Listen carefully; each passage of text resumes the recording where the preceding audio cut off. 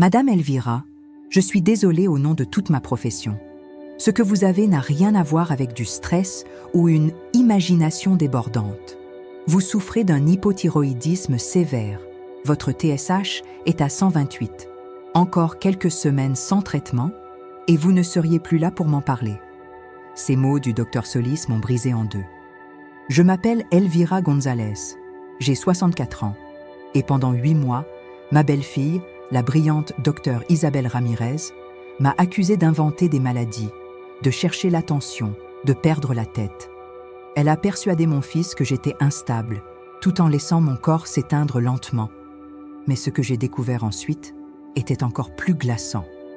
Parce que le jour où j'ai retrouvé, au fond de mon sac, le petit dictaphone que j'avais caché pendant un dîner de famille, et que j'ai entendu la voix d'Isabelle monter un plan pour me faire déclarer incapable et récupérer ma maison, j'ai compris que ce n'était pas de l'orgueil médical.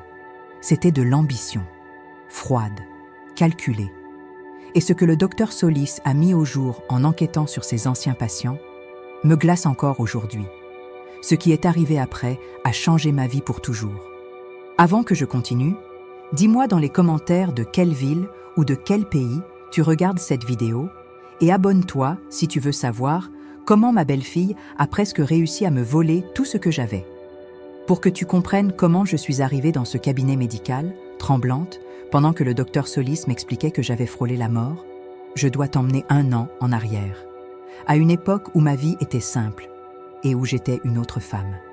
Je m'appelle Elvira González, veuve Martinez, j'ai 64 ans. Pendant plus de 40 ans, mon mari Roberto et moi avons tenu une petite mercerie dans un quartier tranquille de Lyon, la Bobine d'Or. Une boutique modeste, mais vivante. Rubans, laine, boutons, aiguilles. Tout ce dont les couturières du quartier avaient besoin. C'était notre fierté, notre maison après la maison. Roberto est parti il y a 5 ans, d'un infarctus foudroyant. Il m'a laissé seule, le cœur en miettes, mais sans dette, avec une boutique en bon état et la maison où nous avions construit toute notre vie. Une petite maison de 2 étages, située dans un secteur devenu très recherché. Les agences venaient en sonner régulièrement. Madame González, si jamais vous envisagez de vendre, nous avons un client prêt à mettre 450 000 €. Une belle opportunité. Je répondais toujours non. Pas parce que je ne comprenais pas la valeur de l'argent, mais parce que chaque mur respirait notre histoire. C'est là que mon fils est né. Là que Roberto avait planté le citronnier du jardin. Je n'aurais jamais vendu cet endroit. Mon fils, Mathieu, 35 ans, est architecte. Un homme bon, intelligent, mais avec une faiblesse dangereuse. Il est impressionné par les titres. Pour lui, l'expertise ne se mesure pas à l'expérience, mais à ce qui est encadré sur un mur. Moi, je suis une femme de travail, de mains usées, d'habitudes simples. J'ouvrais ma boutique à 8 heures, marchais tous les jours, jardinais, cuisinais. À 64 ans, on me disait souvent « Madame Elvira, vous êtes plus en forme que des patientes de la moitié de votre âge. » J'étais autonome, lucide, solide. Tu dois te souvenir de ça parce que c'est exactement cette force qu'ils ont retournée contre moi. Mathieu a rencontré Isabelle Ramirez lors d'un événement à l'hôpital où il avait participé à la rénovation d'un service. Elle, jeune médecin interne, était présentée comme l'étoile montante du département. « Maman, tu dois la rencontrer », m'avait-il dit avec des yeux brillants. Isabelle est brillante. Elle parle avec une assurance incroyable. Elle sait tout.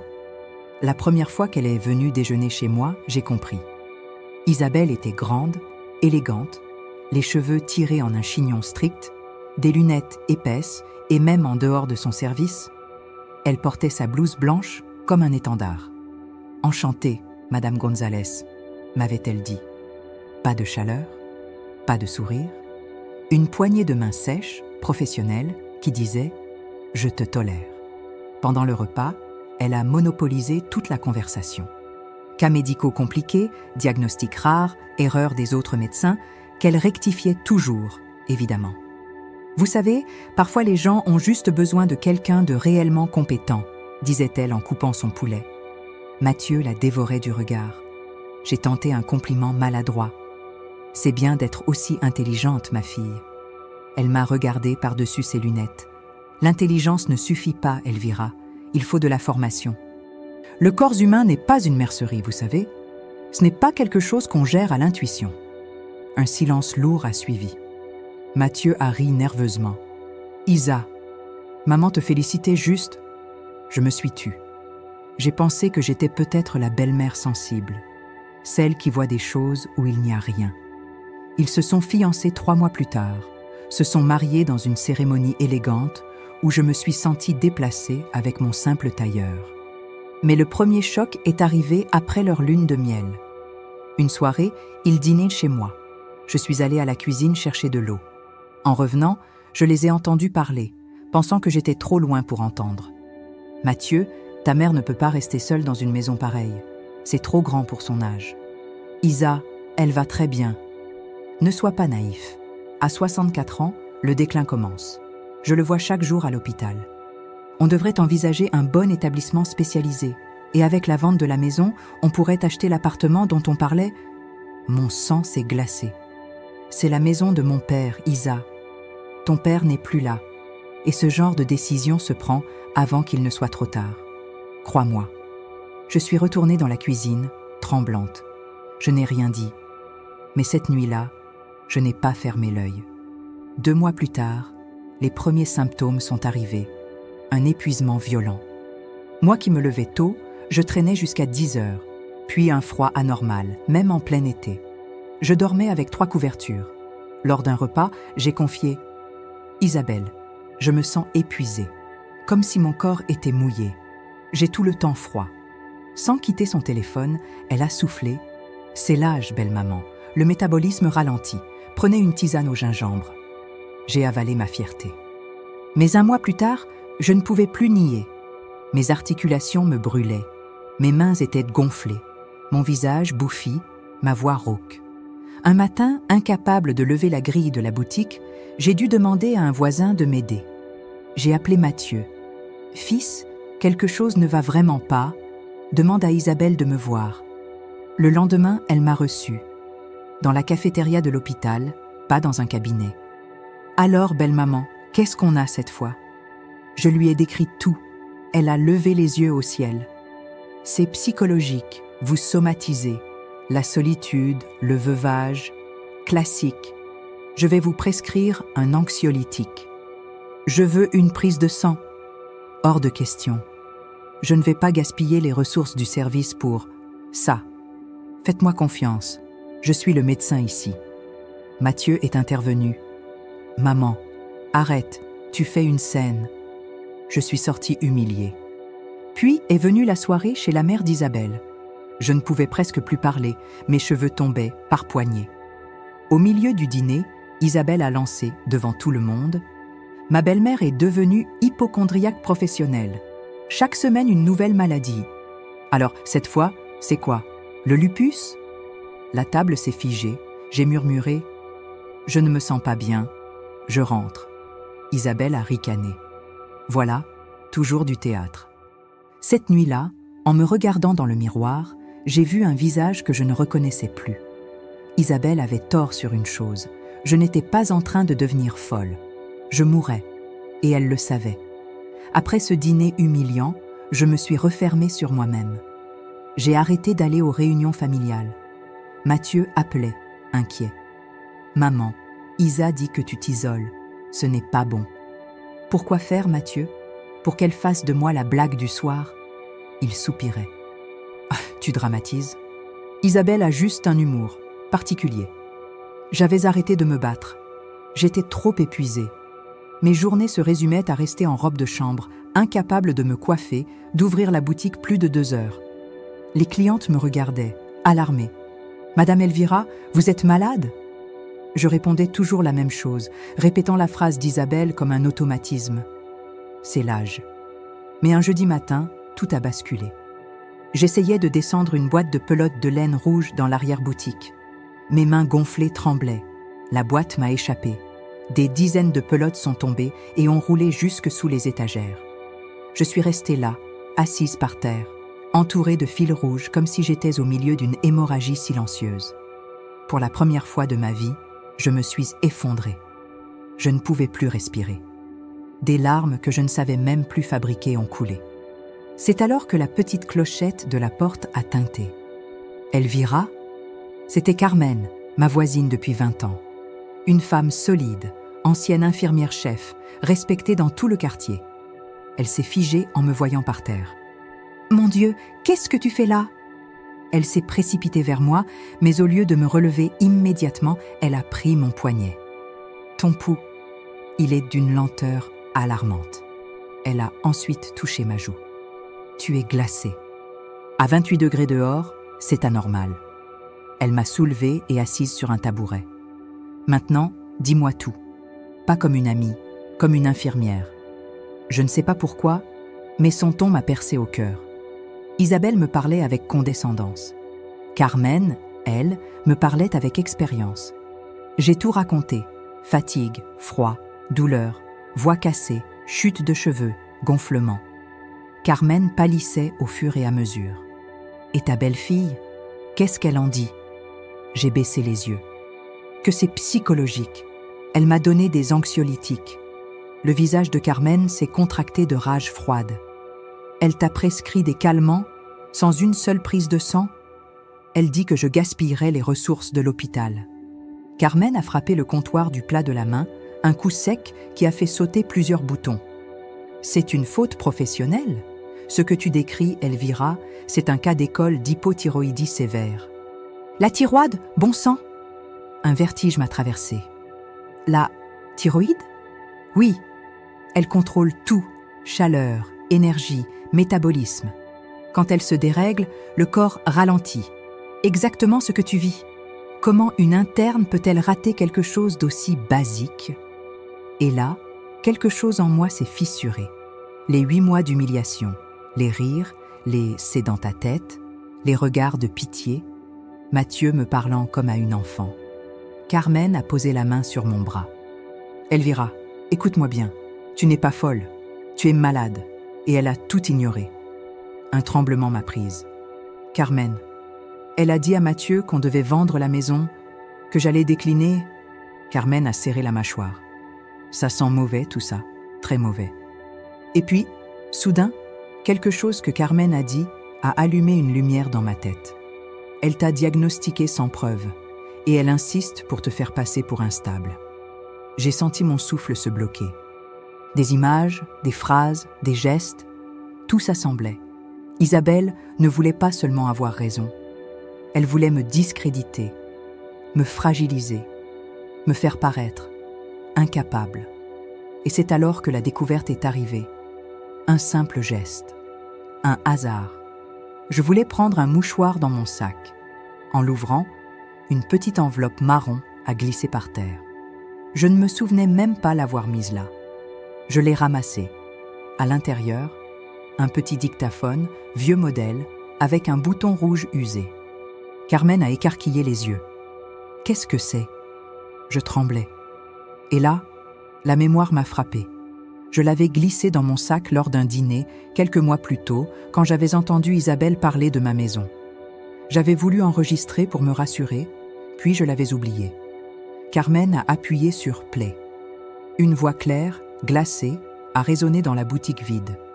Avec le certificat de démence, on pourra gérer son incapacité. Ensuite, vendre la maison. 300 000 € minimum, et personne ne prendra au sérieux une vieille qui perd la tête. C'était la voix d'Isabelle, cristalline, sûre d'elle, sans la moindre hésitation. Je suis restée figée. J'avais l'impression que l'air me quittait. Elle veut me faire interner pour récupérer la maison. Carmen a murmuré. Elvira, elle n'a pas seulement ignoré tes symptômes, elle t'a piégée. Je me suis levée lentement. Mes jambes tremblaient, mais quelque chose en moi venait de se redresser pour la première fois depuis des mois. Je n'étais plus un fantôme, je n'étais plus une victime. J'ai murmuré « Carmen, je sais ce que je dois faire. » Et c'était vrai. À cet instant précis, quelque chose s'est activé en moi. Une lucidité féroce, une certitude. Je n'allais plus me laisser mourir en silence. J'allais me battre. Carmen a fermé doucement le dictaphone, comme si le moindre bruit pouvait briser quelque chose en moi. Elvira, on doit agir. Maintenant. J'ai respiré profondément.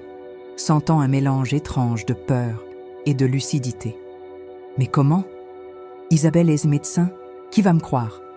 Carmen posa une main ferme sur mon épaule. On va commencer par un vrai médecin, un spécialiste. Je connais quelqu'un. C'est ainsi qu'elle m'a parlé du docteur Alberto Solis, endocrinologue réputé à l'hôpital Saint-Jacques, un homme connu pour son intégrité et son franc-parler. Elle l'a appelé immédiatement. Grâce à son ancien statut d'infirmière-chef, elle a obtenu un rendez-vous en urgence, 2 jours plus tard. Ce furent les 48 heures les plus longues de ma vie. La nuit, je pensais à Isabelle et à sa voix froide sur l'enregistrement.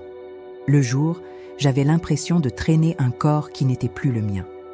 J'ai failli annuler le rendez-vous, par fatigue, par honte, par peur d'être ridiculisée à nouveau. Mais Carmen m'a ramené à la raison.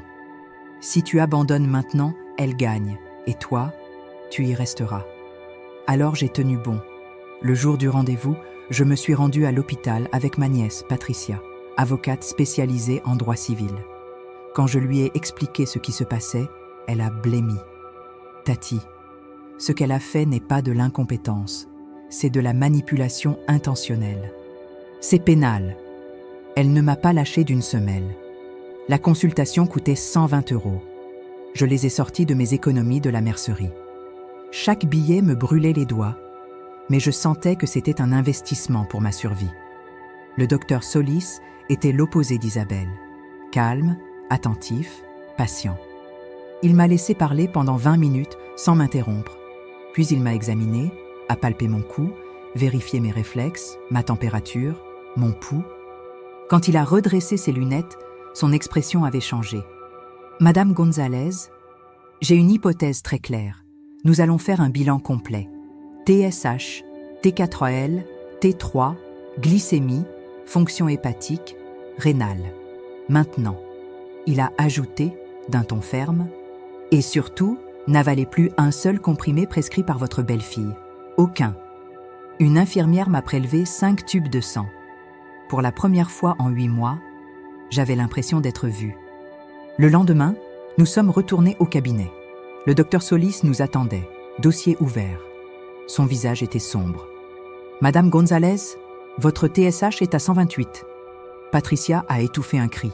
« C'est énorme !» Le maximum normal est autour de 4,5. À 128, votre corps fonctionne au ralenti extrême. Sans traitement, vous risquez un coma myxœdémateux. Et je suis sérieux. Quelques semaines de plus, et vous ne seriez plus là. J'ai senti mes mains trembler. Pas de peur, de soulagement. Donc, je ne suis pas folle? Le médecin a posé sa main sur la mienne. Vous n'avez jamais été folle. Vous avez été maltraitée. Patricia s'est levée d'un bond. C'est une faute grave. Elle a ignoré tous les symptômes intentionnellement. Le docteur Solis hocha la tête. Et le plus inquiétant, ce sont les anxiolytiques. Dans votre état, ils pouvaient ralentir votre respiration pendant votre sommeil. Je me suis couverte la bouche. Isabelle. Elle savait. Elle avait joué avec ma vie comme on joue une carte administrative. C'est alors que j'ai décidé d'agir. Pas par vengeance, par instinct de survie. Nous lui avons parlé de la conversation enregistrée, de la maison, du plan de mise sous tutelle, de tout. Le docteur Solis a fermé son dossier, très calmement. Il va falloir procéder méthodiquement. Je vais organiser une réunion médicale officielle.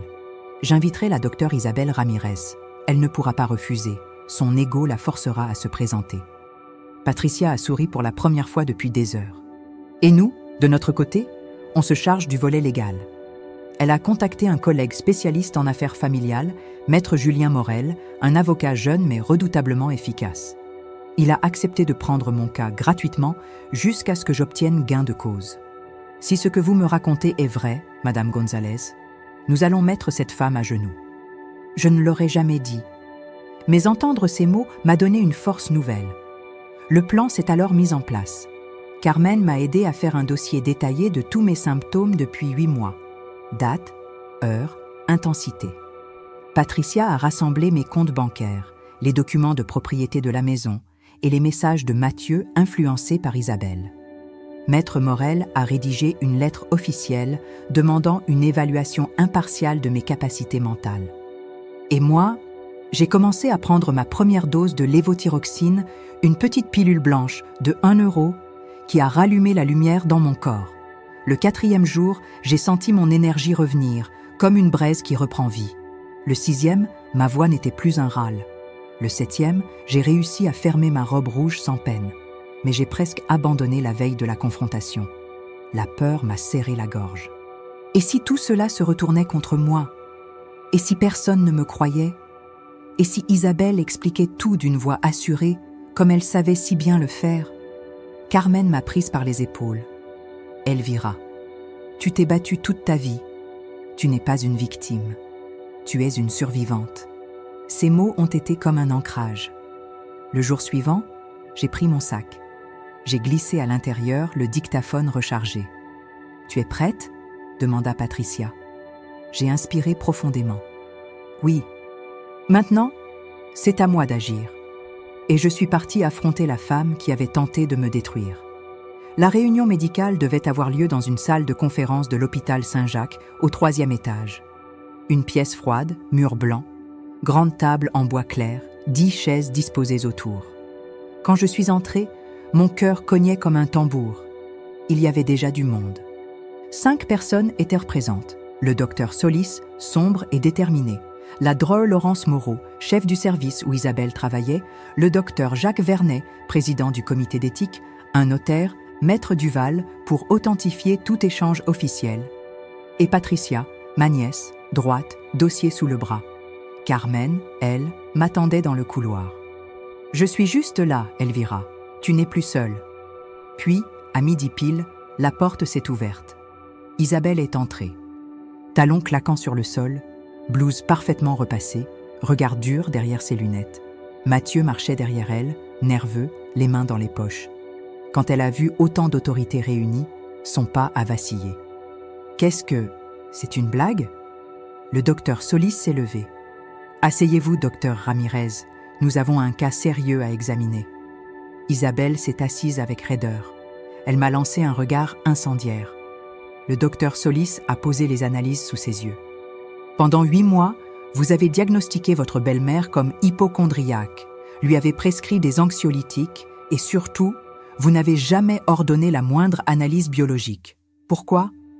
Isabelle a balayé les feuilles d'un geste dédaigneux. Ces symptômes étaient incohérents. Je me suis fiée à mon jugement clinique.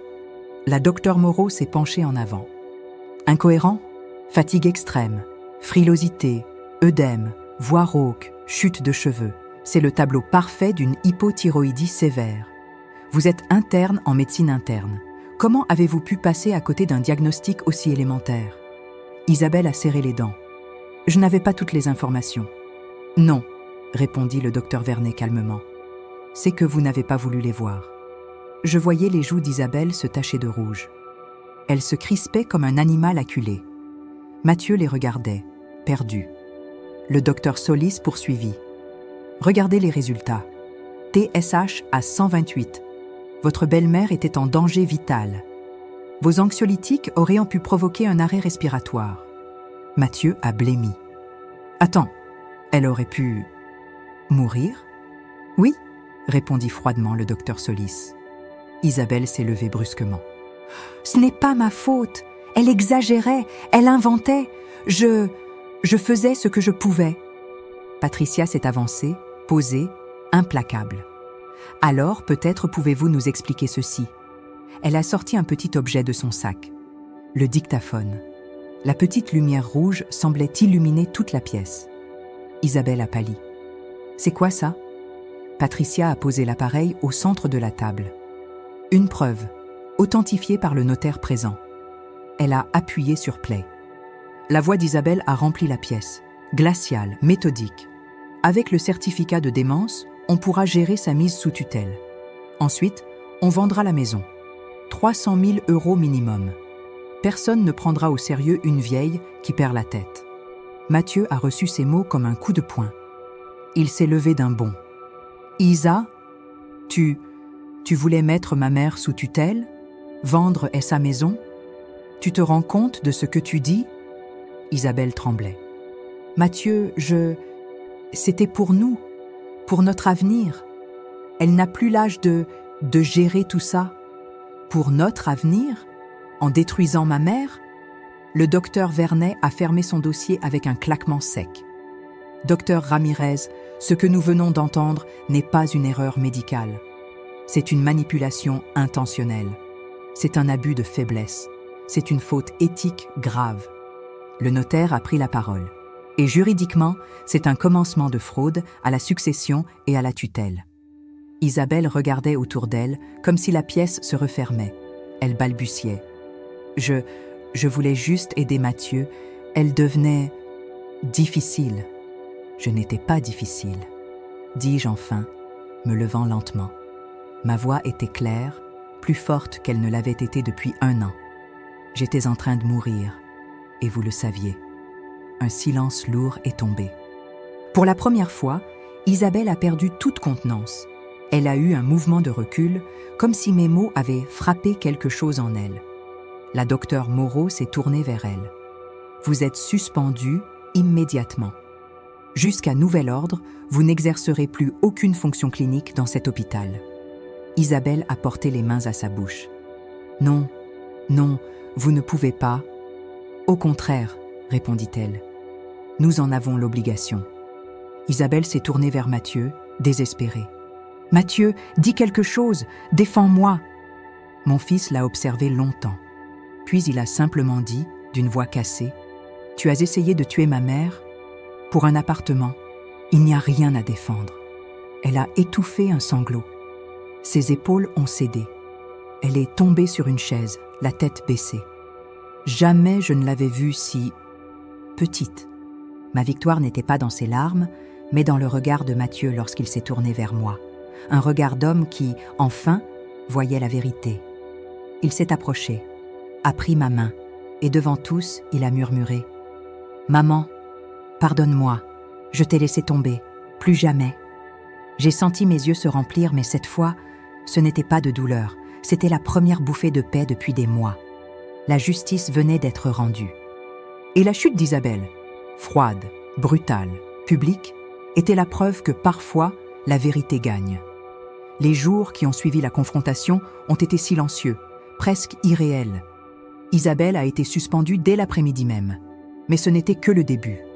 3 semaines plus tard, la Dré Moreau m'a convoquée à l'hôpital. Elle m'a tendu 3 dossiers. Madame Gonzalez, en enquêtant sur Isabelle, nous avons retrouvé un schéma inquiétant. 3 patients âgés, diagnostiqués à tort avec des troubles cognitifs, et dans chaque cas, elle a parlé de mise sous tutelle et de vente de biens immobiliers. Un frisson glacé m'a parcouru. Vous voulez dire que je n'étais pas la première ? Non, mais grâce à vous, elle ne fera plus de victimes. Peu après, le conseil médical lui a retiré définitivement son droit d'exercer. Pas pour incompétence, pour abus de confiance et manipulation systématique. Mathieu, lui, a mis du temps à se remettre. Il est resté chez moi quelques mois. Le soir, je l'entendais parfois pleurer dans sa chambre. Un homme déchiré entre l'amour et la culpabilité. Un soir, il est venu s'asseoir à côté de moi dans le jardin, près du vieux citronnier de Roberto. « Maman, je ne me pardonnerai jamais d'avoir cru qu'elle avait plus de valeur que toi. » Je lui ai pris la main. « Mathieu, l'erreur, c'est humain. Ce qui compte, c'est ce que tu fais maintenant. » Il a hoché la tête, les yeux brillants. 3 mois plus tard, il a divorcé. Isabelle a tenté de lutter, de crier à la manipulation, mais les preuves étaient accablantes. Quand je l'ai vue pour la dernière fois, au tribunal, elle avait perdu toute son arrogance. Elle m'a lancé un regard rempli d'amertume. « Tu m'as détruite. » Je lui ai répondu calmement, « Non, tu t'es détruite toute seule. Moi, je n'ai fait que survivre. Aujourd'hui, 1 an a passé. Je prends ma petite pilule tous les matins. Ma voix est revenue. Mon énergie aussi. La bobine d'or est plus animée que jamais. Peut-être parce que les clientes viennent autant pour acheter que pour discuter. Mathieu et moi, nous avons reconstruit notre lien, lentement. Il reste marqué, mais il est là. Plus présent, plus humble, plus vrai. Et moi, j'ai appris quelque chose que j'aurais dû savoir depuis longtemps. Ton corps ne ment jamais. Quand on t'ignore, quand on te ridiculise, quand on minimise ta douleur, cherche quelqu'un qui t'écoute, même si tu dois en consulter 10. Parce que parfois, la justice ne vient pas avec des sirènes ou des jugements. Elle arrive dans le calme d'un cabinet, dans la vérité d'un examen, ou dans le courage de dire « assez ». Parfois, la justice arrive tard, mais elle arrive. Si tu as déjà dû être forte pour qu'on te respecte, abonne-toi, laisse ton like et partage cette histoire. Et dis-moi dans les commentaires, as-tu déjà été ignoré par quelqu'un qui aurait dû te protéger ? J'ai envie de lire ton histoire.